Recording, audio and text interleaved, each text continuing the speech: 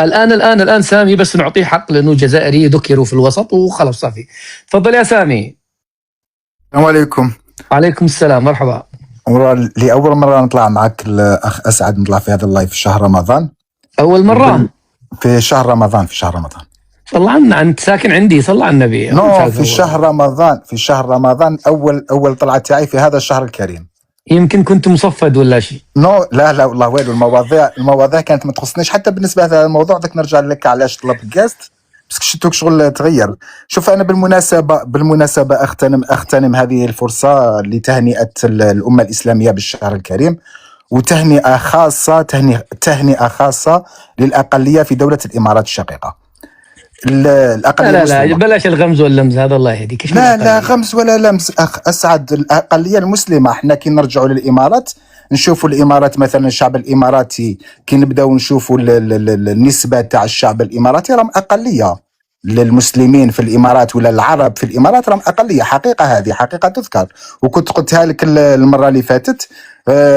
يعني ما دام تهنئة بمناسبة شهر رمضان خليها قول للشعب الإماراتي وخلاص يا أخي، بدون غمز ولمز ورمسة ما هي مزيانة. ماشي كامل يصوموا الأخ أسعد، ماشي كامل يصوموا. أنا قلت الأقلية خاطش كاين أقلية مسلمة في الإمارات وكاين أقلية عربية في الإمارات. حنا حتى بالنسبة للإمارات لو داروا انتخابات نزيهة بالك يطلع لنا هندي رئيس، ولا يطلع لنا بوذي، ولا يطلع لنا كش جنسية أخرى. هذه حقيقة ما نتهربوش منها. معليش ما نواسيش في هذا، يبقوا أشقاء على كل حال. حتى بالنسبة لعلاقتنا مع الإمارات في وقت الشيخ زايد كانت علاقة جد مميزة بطبيعة الحال. ما كانش عندنا مشاكل كامل مع الإماراتيين. مؤخرا فقط تغيرت الأمور، ومشي اصطفاف ولا دفاعا عن السعودية. المشاكل اللي كانت مع الإمارات قبل ذلك عندنا شحال، وإحنا كان عندنا مشاكل كجزائريين مع الإمارات، وكانت هناك اتهامات مباشرة في الإعلام الجزائري. وين شفنا مثلا صحيفة الخبر خرجت بالتقارير وتبين بأن هناك تواطؤ، هناك محاولة لضرب الشؤون الداخلية، لضرب استقرار الجزائر، قبل ما يكون هناك مشكل مع الإخوة في السعودية بطبيعة الحال.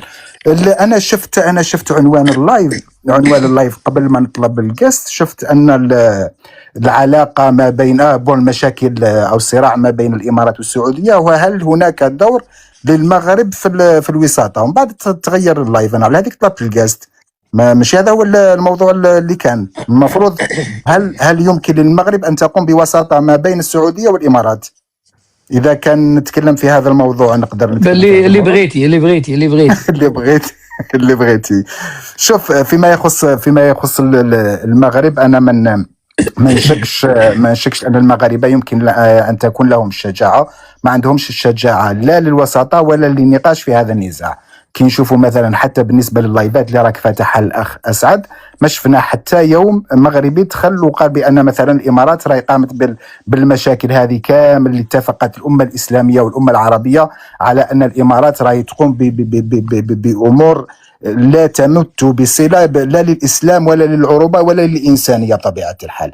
المغاربة ما يقدروش يكونوا في الوسط. حتى بالنسبة تاريخيا كي نجيو نشوفوا المغرب عمرها ما دخلت في وساطة لحل أي نزاع. يذكر مثلا في ليبيا كان دور الأمم المتحدة، ما كانش دور مغربي. الاعتماد على المغرب كوسيط لا يمكن ذلك. مرد ذلك على حسب ما يتبادر هو أن المغرب عندها محدودية النفوذ الجيوسياسي. المغرب ما تقولش. أنت سامي ترى هذا الهدوء المغربي يعني ليس شجاعة؟ أكيد أخ أسعد، أكيد. احنا نشوفوا مثلا في التعليقات. لماذا؟ لا، اصبر. خلينا نتفاهم في هذا النقطة أولا، لأنه ما فيش مغربي هنا عشان يدافع عن المغرب. أنا سأوضح بعض، هذا مسؤوليتي أنا كمسير لللايف إلى أن نأتي الإخوة الإماراتي. يعني شوف، لماذا لا تعتبره دهاء دبلوماسيا؟ لأنه المغرب له علاقة مع البلدين، علاقة مش حميمية، علاقة استراتيجية مع البلدين. تعرف علاقته بالإمارات كيفي، وعلاقته بالسعودية كملكيتين متقاربتين حتى روحيا، بل حتى في مسألة الزعامة الدينية. هناك الحرمين الشريفين وخادم الحرمين، وفي المغرب إمارة المؤمنين، يعني حتى مسألة المكانة الدينية موجودة في البلدين، فبالتالي في قواسم مشتركة تربط البلدين بشكل كبير. بالعكس أنت تراه هذا ليس شجاعة من المغاربة، هي ليست هذه الشجاعة، والمشكلة أنكم يعني دبلوماسيتكم عرجة. يعني الدبلوماسية ما لها علاقة بالشجاعة، ما لها علاقة بالشجاعة إطلاقا. بالعكس أنا اللي محيرني، اللي محير العالم كلها الآن هو الموقف المغربي، ما حد يستطيع يخمن، وإذا تدخلوا لن ينحازوا مثلكم، ما راح ينحازوا مثلكم، لأن العلاقات الدولية والعلاقات السياسية هي لا تبنى بالشوكرة والنيف يلا احنا مع اخواننا في الامارات ورايح الان تطبل للامارات وفرحان انت ان السعوديين منساقين معك. لا، المغربي ساكت الى ان يرى الى اين تسير الامور لانه لا يستطيع ان لا ليس مستعدا ان يخسر احد. انت ما عندك مشكله تخسر الاثنين، انت خسرت الامارات وممكن بكره تخسر السعوديه، يعني حتى لا ثقه في تحالفاتكم اصلا. الجزائر ليست دولة موثوق فيها في مسألة التحالفات إطلاقا. أنت ممكن كذا حاجة في رأس الرئيس عبد المجيد تبون يطلع بكرة يسمي السعودية التي كنتم تسموها سابقا عندما كنتم تختلفون.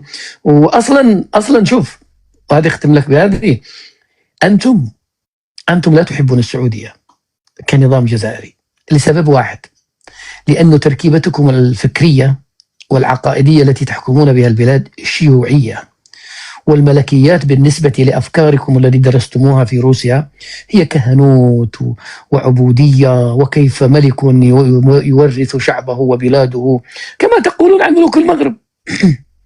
أنتم تقولون عن ملوك المغرب هكذا: نحن جمهورية، نحن أبطال، هؤلاء ملكيون، يموت الملك فيعطي البلد لبلده. السعودية نفس الشيء. فبالتالي أنتم من أبعد الناس أن تكونوا من السعودية مثلا من حيث العقيدة. فأنا بس حبيت أوضح لك هذا، أنه الهدوء المغربي ليس جبنا، هذا حنكة وذكاء استراتيجي.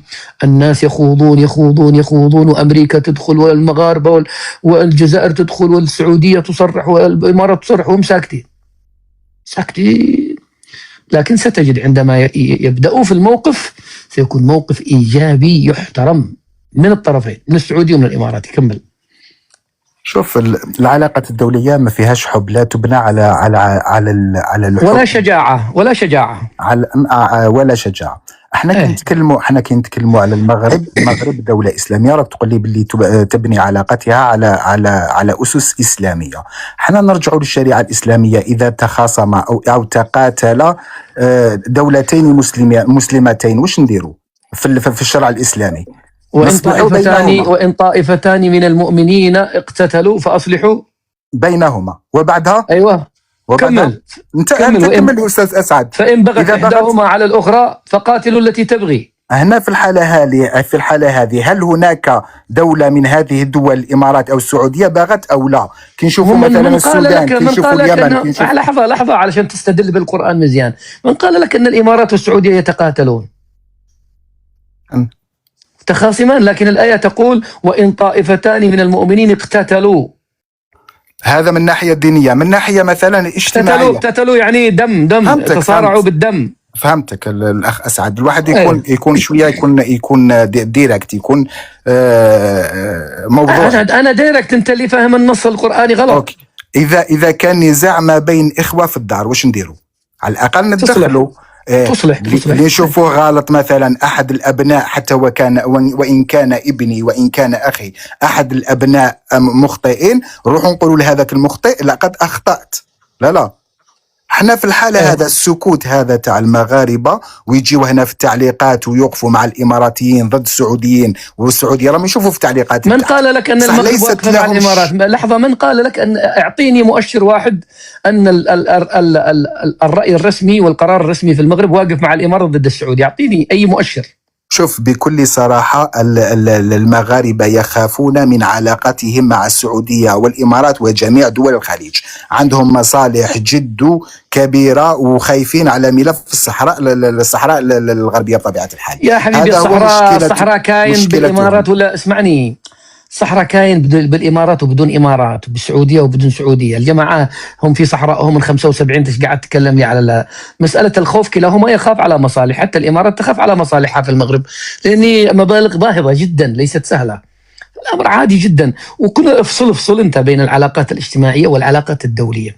هذه علاقات دوليه يعني تبنى على مساله يعني فن الممكن. سياسه ما ادري كيف سياستكم انتم، والله ما ادري يا سامي. دق كمل. لك انا نكمل لك علاه. قلت لك ما تقدرش تكون كوسيط، لان المغرب عندها محدوديه في النفوذ الجيوسياسي مقارنه مع الدول الاخرى مثل مصر، الكويت ولا الجزائر ولا دول اخرى.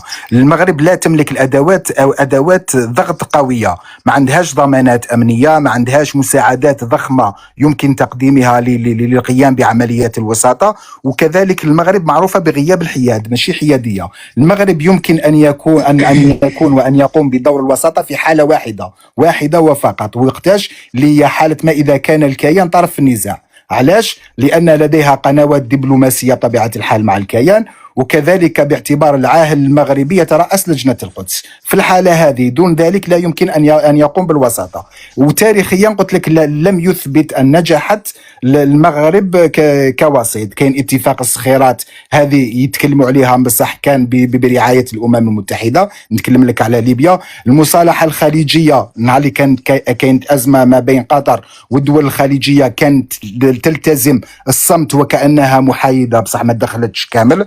زيارة واحدة فقط لقطر وكأنها عملت مش عارف أنا العمل الجبار.